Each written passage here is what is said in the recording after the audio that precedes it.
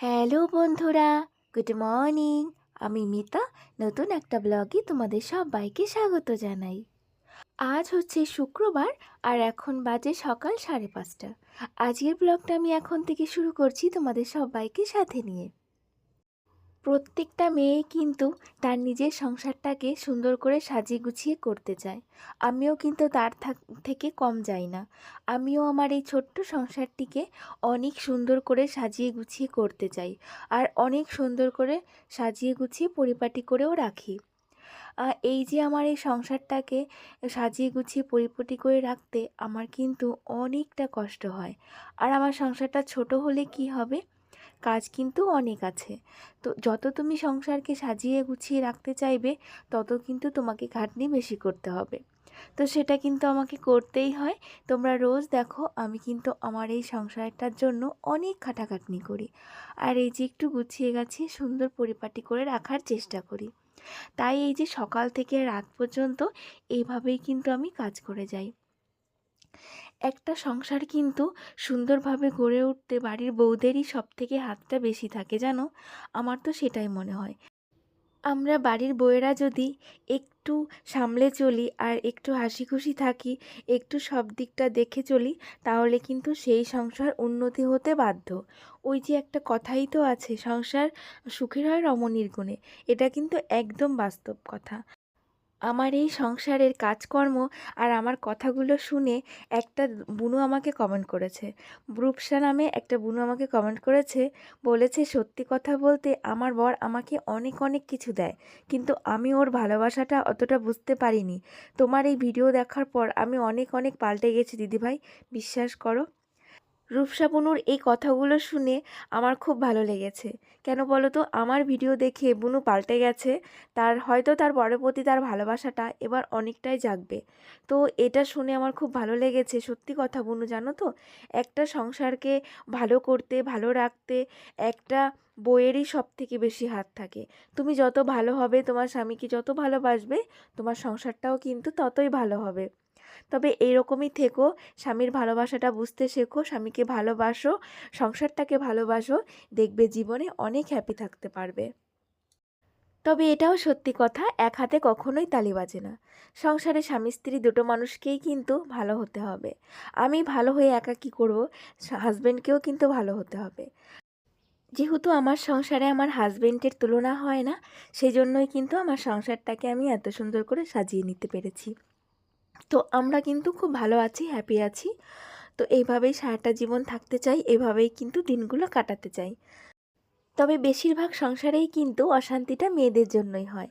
তাই তোমাদেরকে বলছি, তোমরা অশান্তি করবে না, ঝগড়াঝাটি করবে না, দেখবে সংসারটা অনেক সুন্দর হবে, তোমরা সবাই হ্যাপি থাকতে পারবে, আর সবাইকে কিন্তু হ্যাপি রাখতে পারবে। তো যাই হোক, দেখো আমি কিন্তু সকালবেলা উঠেই বাড়ির কাজকর্ম গাছানো শুরু করে দিয়েছি। তোমাদের তো আগেই বললাম, আমি কিন্তু সংসার গোছাতে, ঘরবাড়ি গোছাতে অনেক ভালোবাসি। আমার নিজের থেকে আমি সংসারটাকে বেশি ভালোবাসি। ওই জন্য দেখবে নিজের থেকে কিন্তু আমি সংসারটাকে বেশি গুছিয়ে রাখি, বেশি পরিপাটি করে রাখি। তো এই যে সকাল হতে না হতেই কিন্তু গোছানো শুরু হয়ে গেছে। সকালে ঘুম থেকে উঠেই তো দেখতে পেলে আগে চলে গেছিলাম ছোটো ঘরটাতে। ওখানেই সব কিছু গুছিয়ে নিলাম। আগে ঘরটাকে একটু সুন্দর করে সাজিয়ে গুছিয়ে পরিষ্কার পরিচ্ছন্ন করে নিলাম। বিছানাটাও তো ঝেড়ে নিলাম, তারপরে ঘরটা ঝাড় দিয়েছি, তারপরে সমস্ত ঘর বারান্দা ঝাড় দিয়ে নিয়েছি। তারপরে বাইরের কাজগুলো আমার কমপ্লিট করা হয়ে গেছে। আর উঠোনটা আজকে এত পরিমাণে নোংরা হয়েছিল, কালকে না রাতের বেলা ঝড় বৃষ্টি হয়েছে। আর ঝড় বৃষ্টি হলেই উঠোন কী পরিমাণে নোংরা হয় সেটা তো তোমরা ভালো করেই জানো, যাদের বাড়িতে উঠোন আছে, গাছপালা আছে। গাছপালা থাকলেই কিন্তু বেশি নোংরা হয়। আর আমাদের উঠোনটা জানো তো, আমাদের গাছপালার থেকে পাশের যে গাছপালা রয়েছে, পাশে দেখবে আমাদের বাড়ির পাশে একটা জঙ্গল মতন রয়েছে, ওখান থেকে কিন্তু পাতা ডালপালা বেশি আসে, আর সেটাই পরিষ্কার করতে আমার বেশি কষ্ট হয়। এরপরে মাম্মামকে আমি কিন্তু ঘুম থেকে তুলে দিয়েছিলাম, আর তুলে মাম্মামকেও সুন্দর করে রেডি করে দিয়েছি, ওকে একটু স্কুলে নিয়ে যাব। এখন থেকে কিন্তু মাম্মামকে প্রায় রোজই স্কুলে নিয়ে যাওয়ার চেষ্টা করছি। তবে ওখানে গিয়েও কিন্তু মাম্মাম সেই খেলাধুলা দুষ্টুমি শুরু করে দেয়। কেন কি, ওখানে তো ওর মতন অনেকে রয়েছে, ওখানে গেলে আর একটা কথাও শুনতে চায় না। বাড়িতে তবুও তো ওকে আমি একটু কথা শুনিয়ে পড়তে বসাতে পারি, কিন্তু স্কুলে নিয়ে গেলে ও একটা কথাও শুনতে চায় না, জানো তো। তো কী করব, তবুও নিয়ে যেতে হয়। দেখা যাক, কয়েকদিন নিয়ে যাই তো, যদি একটু মন বসে তবে ওখানে গিয়ে তো আর বকা দেওয়া যায় না সবার সামনে। তাই করুক, একটু পড়াশোনাও করে আবার খেলাধুলাও করে। আর ওর মতন অনেকে রয়েছে এখানে, বাচ্চারা, ছেলে মেয়ে, তো সেই জন্যই আরও দুষ্টুমিটা একটু বেশিই করে ওদের সঙ্গে। আর আজকে কিন্তু আমি শাড়ি পরিনি, রোজ রোজ শাড়ি পরে আসতেও কেমন লাগে, তাই ভাবলাম আজকে চুড়িদার পরি। তবে শ্রেয়সী বুনিও তুমি আমাকে কমেন্ট করেছো, বলেছো দি ভাই তুমি শাড়ি পরলে তোমাকে অনেক ভালো লাগে, তুমি বেশি বেশি করে শাড়ি পরবে। হ্যাঁ ঠিক আছে, চেষ্টা করব আমি শাড়ি পরতে। হ্যাঁ, শাড়ি পরলে সমস্ত মেয়েদেরই কিন্তু ভালো লাগে, তবে কি বলো তো, সংসারের কাজে চাপে না হয়ে ওঠে না। আর শাড়ি পরে কাজ করতেও না একটু কেমন লাগে, মানে দেরি হয় আর কি।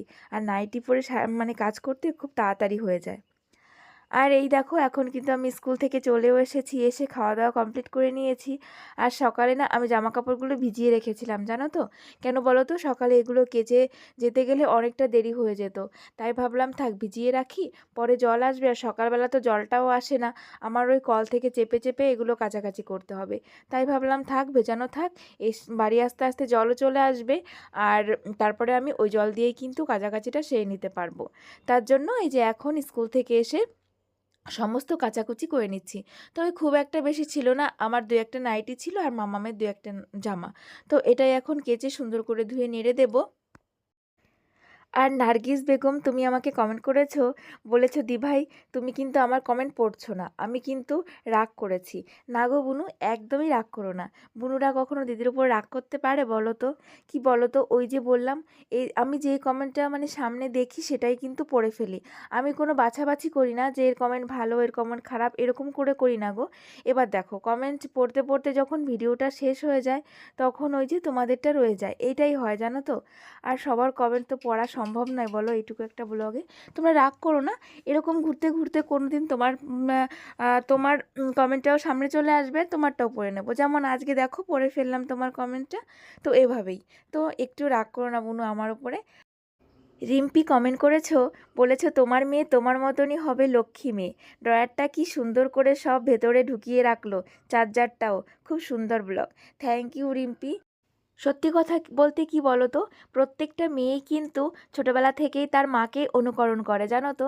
আগেকার দিনে দেখবে যখন কোনো মানে কেউ বিয়ে করার জন্য মেয়ে দেখতে আসতো না, মেয়ের আগে মাকে দেখতো যে মা কেমন।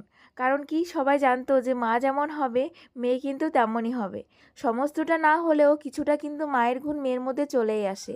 মানে আমরা দেখে শিখি তো, ছোটোবেলা থেকে আমরা যেরকম দেখবো আমরা কিন্তু সেরকম করেই বড় হব, সেরকমটাই শিখবো।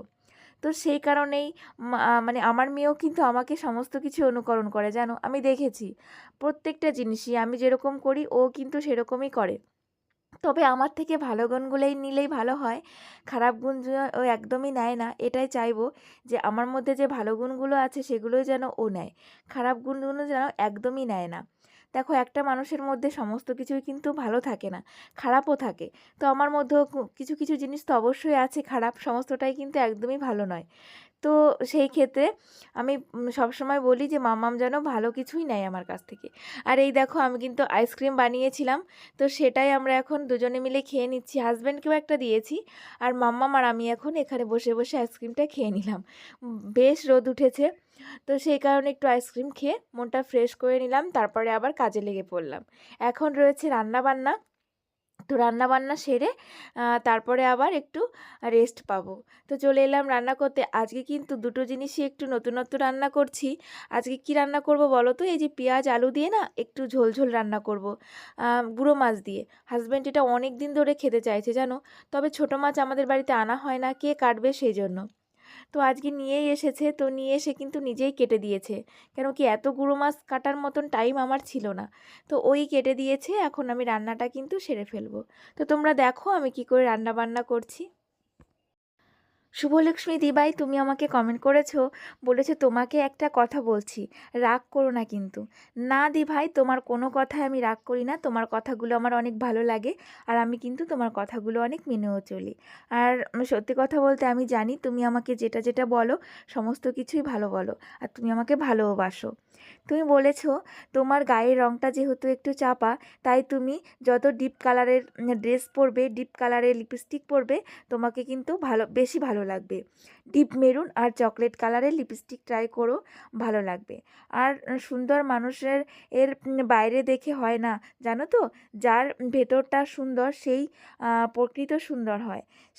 সে দিক থেকে তুমি কিন্তু খুব সুন্দর। থ্যাংক ইউ দিভাই, থ্যাংক ইউ। কি বলো তো, মানুষ তো ভেতরেরটা বিচার করে না, মানুষ কিন্তু এখন উপরেরটাই বিচার করে। প্রত্যেকটা মানুষই ভেতরে তোমার ঢুকে দেখবে না গো, ওপরেই বিচার করবে। তো সবাই তো সমান নয়। তবে আমি জানি দিভাই তুমি খুব ভালো বলেই তুমি আমাকে এত সুন্দর একটা কমেন্ট করেছো, আর তুমি আমাকে এত ভালোবাসো। তো এভাবে আমার পাশে থেকো দিভাই, আর আমার ভিডিওগুলো এভাবেই দেখো। আর এই যে দেখো, আমি কিন্তু এখন রান্নাটাও কিন্তু সেরে নিচ্ছি, আর ওইদিকে কিন্তু মাম্মাম খেলতে ব্যস্ত। মাম্মামকে খেলতে দিয়েই কিন্তু আমি রান্নাটা সারি। আর সত্যি কথা, মাম্মামও কিন্তু এখন অনেকটাই লক্ষ্মী হয়ে গেছে। আগে কিন্তু আমাকে খুব বিরক্ত করতো, এখন কিন্তু অতটাও বিরক্ত করে না। তো বড় হচ্ছে, সেই জন্য কিন্তু অনেকটা বুঝতে শিখছে হয়তো বুঝতে। তো দেবযানী, তুমিও বলেছো যে শাড়ি পরে তোমাকে খুব সুন্দর লাগে, আলনায় যে শাড়িগুলো রেখেছো ওগুলো থেকে পরবে। হ্যাঁ, ওগুলো থেকেও পরি গো। তবে ওগুলো না অনেক আগের, জানো? এই শাড়িগুলো কতদিনকার জানো তো? ওই শাড়িগুলো সেই যে আমার বিয়ের সময়কার শাড়ি। তো ভাবো, তো এখন ওই জন্য আর পরতে ভালো লাগে না। অনেকবার পরেছি ওই শাড়িগুলো, জানো তো? তো তবুও মাঝে মাঝে পরি, যেহেতু নষ্ট হয়নি। আর শাড়ি যেহেতু আমি কম পরি, তো ওই জন্য শাড়িগুলো নষ্ট হয়নি। তার জন্যই আলনায় সুন্দর করে গুছিয়ে রেখেছি। তবে আমার বাড়িতে যদি কেউ বেড়াতে আসে, তখন কিন্তু এই শাড়িগুলো ওনারা এসে পরেন। তো মাও এরকম পরতো বাড়িতে এলেই, তারপরে মাসিরা যেই আসুক না কেন এই শাড়িগুলো এসে পরে। আর এখন দেখো, আমার কিন্তু রান্নাটা হয়েও প্রায় এসেছে। ওইদিকে পেঁয়াজের ঝোল, আর এদিকে যে সজনা আর আলু দিয়ে সজনে ডাঁটা আর আলু দিয়ে একটা তরকারি বানাচ্ছি, একদম সিম্পলই বানাচ্ছি। দুটো খাবারই একদম সিম্পলের মধ্যে। তো এখন আমার রান্না বান্না সমস্ত কমপ্লিট, খাওয়া দাওয়া কমপ্লিট। এখন শুধু বাকি রয়েছে বাসনগুলো মাজা। রান্নাঘরটাও কিন্তু আমি পরিষ্কার করেছি, রান্নার পরপরই কিন্তু রান্নাঘরটা পরিষ্কার করে নিয়েছি। রান্নাঘরে আর কোনো ঝামেলা নেই, শুধু এখন আমি এই যে বাসন কটা মাজবো। আর বিকালের কাজ আমার রয়েছে, সেগুলো করতে হবে। তো সেগুলো একটু রেস্ট নেওয়ার পর, মাম্মামকে ঘুম পাড়ানোর পর তারপরেই কিন্তু করব। এখন বাসন মেজে তারপরে মাম্মামকে চলে যাব ঘুম পাড়াতে। মাম্মামকে ঘুম পাড়িয়ে তারপরে কিন্তু বিকালের কাজবাজগুলো আমি করব। যে সমস্ত দিদি ভাইরা বোনেরা আমার ভিডিওগুলো দেখছো, তাদেরকে অনেক অনেক ধন্যবাদ। সত্যি কথা বলতে, তোমরা যদি আমার ভিডিওগুলো না দেখতে, আমাকে না ভালোবাসতে, তাহলে কিন্তু আমি এই যে ইউটিউবে একটু একটু করে জায়গা করে করছি, এটা কিন্তু কখনোই করতে পারতাম না। তোমাদের কাছ থেকে আমার একটাই রিকোয়েস্ট, এইভাবে আমার পাশে থেকো আর এভাবে আমার ভিডিওগুলো দেখো। আর একটা কথা বলবো তোমাদেরকে, তোমরা যারাই আমার ভিডিও দেখো না কেন, তারা প্রথম থেকে শেষ অবধি কিন্তু আমার ভিডিওগুলো দেখবে। তোমরাই আমার উপরে ওঠার একমাত্র রাস্তা, জানো তো? অনেক আশা নিয়ে ভরসা নিয়ে আমি কিন্তু ইউটিউবে এসেছি। অনেক দিন থেকেই ভেবেছিলাম ইউটিউবে আসবো, কিন্তু ভিডিও করব করব করে কিন্তু করা হয়ে ওঠেনি। তবে সাহস করে কিন্তু শুরু করেই দিয়েছি। তবে এখন ইউটিউবে ভাইরাল হওয়া, তারপরে ইউটিউব থেকে ইনকাম করা কিন্তু অনেকটাই কষ্টের ব্যাপার। এখন অনেকেই ইউটিউবার হয়ে গেছে, সেই কারণেই কিন্তু ইউটিউবে এত ভালো ভিডিও করে কিন্তু সেই রকম ভিউয়ার্স পাওয়া যায় না। তবে এই যে তোমরা আমার ভিডিওগুলো দেখছো, আমাকে ভালোবাসছো, তোমাদের কিন্তু অনেক অনেক ধন্যবাদ। আর এই যে দেখো, আমি কিন্তু সারাদিনের সমস্ত কাজকর্ম করা হয়ে গেছে, সন্ধ্যা দেওয়া হয়ে গেছে। আর এখন কিন্তু আবার সন্ধ্যার পরের থেকে শুরু করছি। আর সন্ধ্যার পরে যে সমস্ত আমার টুকিটাকি কাজগুলো থাকে, সেগুলো কিন্তু আমি এই যে সেরে নিই। এগুলো আর দিনের বেলা টাইম পাই না, জানো? এই যে সমস্ত যে জিনিসগুলো শেষ হয়ে যায়, সেগুলো আবার ভরে রাখা, এগুলো কিন্তু দিনের বেলা আমি একদমই টাইম পাই না। আর এইগুলো করার পরেই তারপরে একটু মাম্মামকে পড়তে বসাবো। আর আজকের ব্লগটা আমি এখানেই শেষ করব। তোমরা সবাই ভালো থেকো, তোমাদের সবাইকে টাটা।